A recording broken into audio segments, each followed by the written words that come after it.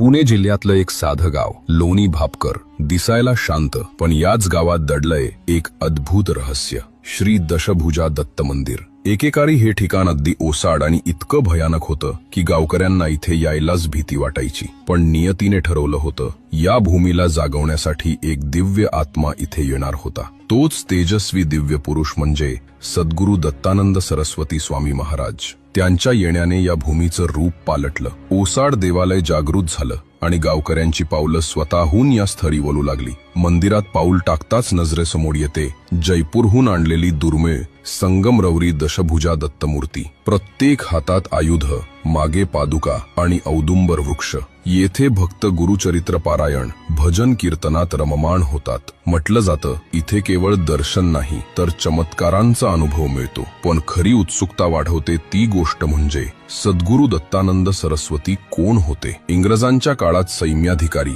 मग अक्कलकोट स्वामींची भेट आणि नास्तिकतेतून भक्तीतला अद्भुत प्रवास.